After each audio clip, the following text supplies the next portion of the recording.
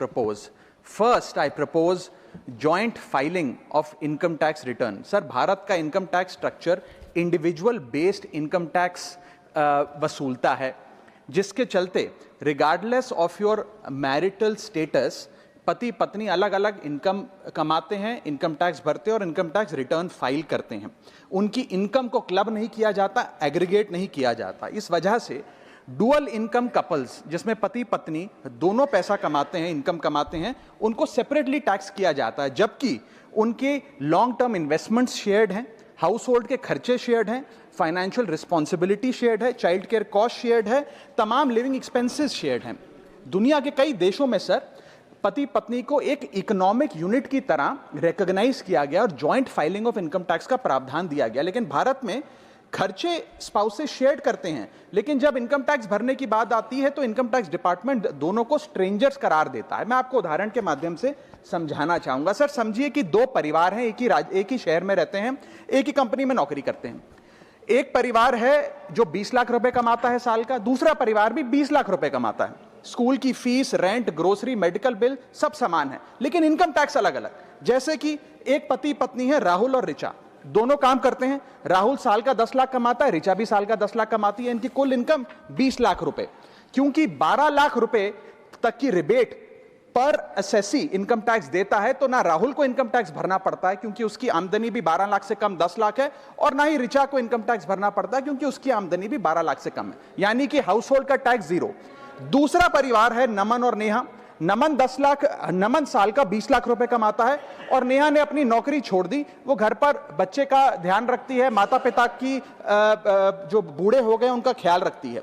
Sir, नमन और नेहा की भी फैमिली इनकम 20 लाख है, लेकिन क्योंकि इंडिविजुअल टैक्सेशन है, नमन को 20 लाख के हिसाब से, स्लैब के हिसाब से इनकम टैक्स भरना पड़ता है 1,92,400 रुपए, और वहीं नेहा क्योंकि उसकी इनकम नहीं, उसे टैक्स नहीं भरना पड़ता। यानी कि दो परिवार, सेम इनकम, लेकिन एक परिवार को कोई इनकम टैक्स नहीं भरना और दूसरे परिवार को 1,92,000 का टैक्स भरना पड़ता है। एक ही छत, एक ही किचन, एक ही हाउस होल्ड, एक ही बजट, लेकिन अलग अलग टैक्स। सर, मुझे लगता है कि अगर जॉइंट फाइलिंग ऑफ आईटीआर होगा तो इन मैरिटल कपल्स को इनकम टैक्स की जो रिलीफ है वो ज्यादा मिल पाएगा। मैं दूसरा एग्जांपल देता हूं। एक मैरिड कपल है सर, जो दोनों पति पत्नी आईटी प्रोफेशनल्स हैं, नौकरी करते हैं, एक ही घर में रहते हैं, शेयर्ड एक्सपेंसेस हैं। पति 18 लाख रुपए साल का कमाता है, पत्नी 6 लाख रुपए साल का कमाती है, यानी कि कुल इनकम दोनों की 18 जमा 6 24 लाख। अब जब इनकम टैक्स भरने की बात आती है तो पति की क्योंकि इनकम 12 लाख से अधिक है, 16 लाख, वो अपने इनकम टैक्स के हिसाब से 1,50,000 रुपए का सालाना इनकम टैक्स भरता है, और वहीं पत्नी क्योंकि उसका 6 लाख रुपए इनकम है, वो कोई टैक्स नहीं भरती है। यानी कि 24 लाख रुपए की इनकम पे परिवार को 1.5 लाख रुपए का टैक्स भरना पड़ता है। यदि इनकी इनकम को क्लब कर दिया जाए और इनकी रिबेट्स को, एग्जेम्पशंस को भी क्लब कर दिया जाए, तो कुल आमदनी इनकी 24 लाख, कुल rebate 24 lakh, 24 minus 24, taxable income शून्य, इनकम टैक्स शून्य हो जाएगा। इसीलिए मैं प्रपोज करता हूं कि भारत में joint filing of income tax return लाया जाए, जिससे मैरिड कपल्स को ऑप्शन दिया जाए कि वे इंडिविजुअल फाइलिंग की साथ साथ जॉइंट फाइलिंग भी कर सकें। अगर ऐसा होता है तो हाउस होल्ड्स को एक इकोनॉमिक यूनिट की तरह रिकॉग्नाइज किया जाएगा, टैक्स इक्विटी दी जाएगी सिंगल इनकम हाउस होल्ड में और डुअल इनकम हाउस होल्ड में। थर्ड, सिंगल इनकम अर्नर को अनयूज्ड एग्जेम्पशन अपने स्पाउस की यूज करने का मौका मिलेगा।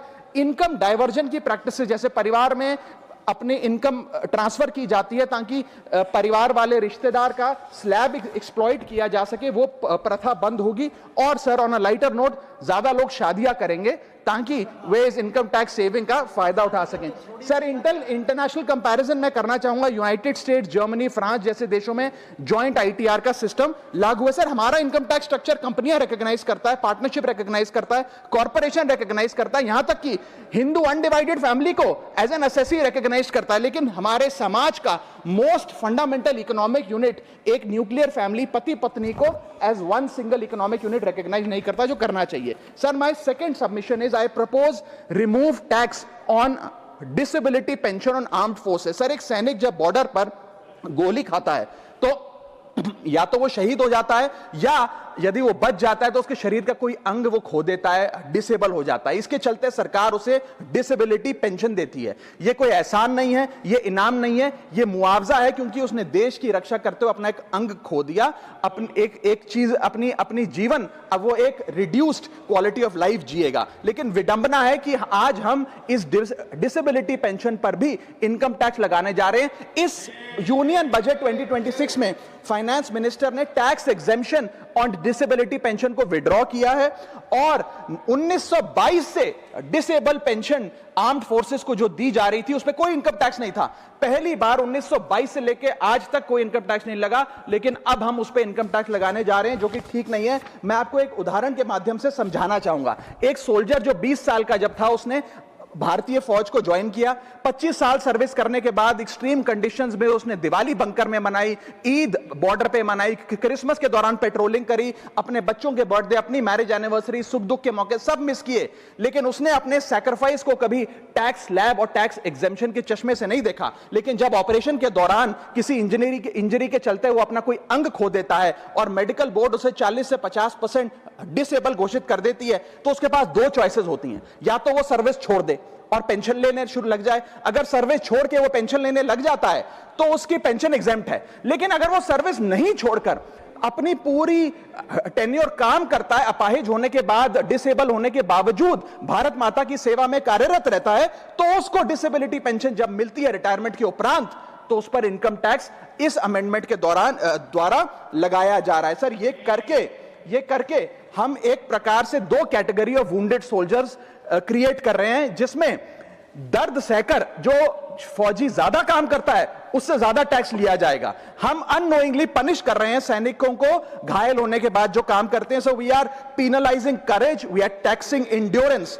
मैं कहना चाहता हूं sir, when the wound is same, service is same, sacrifice is same, tax treatment अलग अलग नहीं होना चाहिए। डिसेबिलिटी पेंशन कोई विंडफॉल गेन नहीं है, कोई बोनस नहीं है, कोई प्रिविलेज नहीं है। अगर भारत माता की सेवा में उस सैनिक ने अपना कोई अंग खो दिया, उसको टैक्स मान के और उसकी डिसेबिलिटी पेंशन को अतिरिक्त इनकम मान के उस पर टैक्स नहीं लगना चाहिए। You can tax income, you can tax profit, but you cannot tax a soldiers sacrifice. Sir, मैं बस यही कहना चाहूंगा कि एक ग्रेटफुल नेशन एक हाथ से सोल्जर को सल्यूट और दूसरे हाथ से इनकम टैक्स का नोटिस नहीं दे सकता। इसे विड्रॉ करना चाहिए and restore full income tax exemption on disabled pension for all army personnel. Sir, third मेरा प्रपोजल है no bank charges for not maintaining minimum account balance. अभी सरकार ने कुछ ही दिन पहले लोकसभा में जवाब देते हुए बताया कि पिछले 3 वित्तीय वर्षों में फाइनेंशियल ईयर 22-23, 23-24, 24-25 में कुल मिलाकर बैंकों ने 19,000 करोड़ रुपए, आपने ठीक सुना सर, 19,000 करोड़ रुपए minimum account balance penalty bank account holder से वसूली है। ये सबसे स्मॉलेस्ट अकाउंट है, सबसे पुअरेस्ट बैंक अकाउंट होल्डर्स हैं, और इनका क्राइम क्या था कि इनके अकाउंट में मिनिमम अकाउंट बैलेंस नहीं था। जहां पब्लिक सेक्टर बैंक्स ने इन 3 सालों में 8,000 करोड़ और प्राइवेट सेक्टर बैंक ने 11,000 करोड़ रुपए वसूल। मैं आपको एक उदाहरण देना चाहता हूं सर। फर्ज करिए एक मजदूर जो 500 रुपए की दिहाड़ी कमाता है रोज, वो कई हफ्ते महीने सेव कर 6,000 रुपए इकट्ठा करता है, बैंक में खाता खोलता है बड़ी हिम्मत करके और 6,000 रुपए जमा करता है। एक दिन कुछ महीनों बाद जब आपदा आती है, उसके घर में कोई बीमार हो जाता है, तो वो 6,000 में से 2,000 रुपए विड्रॉ कर लेता है अपने खर्चे के लिए, बचे 4,000 रुपए।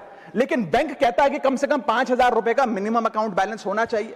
उस बेचारे गरीब को तो पता नहीं। जब वो 6 महीने बाद अपने ये 4,000 रुपए भी बैंक से लेने जाता है तो पता लगता है कि 100 रुपए प्रति महीना के हिसाब से पिछले 6 महीने में बैंक ने 600 रुपए काट लिया। अब उसे बैंक 4,000 नहीं, मात्र 3,400 रुपए देकर चलता करता है। सर, अब आप सोचिए उस गरीब के लिए 600 रुपए की अहमियत। और बैंकों की हालत यह है कि कई बार तो ये चार्ज लगा लगाकर आपका बैलेंस नेगेटिव में पहुंचा देते हैं। इतना तो आपने जमा नहीं कराया जितना वो आपसे वसूल लेते हैं। Sir, poor persons balance falls below the minimum level, the bank should not treat this as a crime। मैं समाप्त कर रहा हूं sir. Sir, bank account are meant to give financial security। ये हमें फाइनेंशियल सिक्योरिटी की जगह आज फाइनेंशियल स्ट्रेस देते जा रहे हैं, और एक बैंकिंग सिस्टम को हमने ऐसी व्यवस्था में तब्दील कर दिया है जिसमें पॉवर्टी को पनिश किया जाता है। मैं समाप्त कर रहा हूं, आधे मिनट में खत्म कर दूंगा sir. Sir if we want 16 minute, हाँ मैं समाप्त कर रहा हूं। इफ वी वांट पार्टी में से कटेगा, हाँ मैं खत्म कर रहा हूं, कोई नहीं, 1 मिनट फालतू ले लूंगा सर। If we want more people to be a part of the banking system for financial inclusion, हमें स्मॉल सेविंग्स को प्रोटेक्ट करना होगा, ना कि पेनलाइज करना। आज देश में अर्बन बैंकों में, अर्बन ब्रांचेस में 5 से 10 हजार रुपए मिनिमम अकाउंट बैलेंस रखना पड़ता है, सेमी अर्बन में 3 से 4 हजार रुपए, और रूरल ब्रांचेस में 1 से 3 हजार रुपए रखना पड़ता है, जिसके चलते बैंक 50 से 600 रुपए के बीच में पर मंथ चार्ज लगाते हैं। उस चार्ज पर भी 18% जीएसटी वसूलते हैं। अंत में मैं बस इतना ही कहना चाहूंगा सर कि आज बैंक गरीब आदमी को पेनलाइज कर ज्यादा मुनाफा और रेवेन्यू कमा रहे हैं, ना कि और किसी सर्विस से, जिसके चलते आज गरीब आदमी और गरीब हो रहा है। मैं अंत में बस सरकार को कहूंगा कि ये मिनिमम अकाउंट बैलेंस की पेनल्टी को वेव ऑफ करिए। हम किसानों के लोन जैसे माफ करते हैं, वैसे बैंक चार्जेस एमएबी के समाप्त किए जाएं इस देश में, और गरीब को फाइनेंशियली इंक्लूड किया जाए।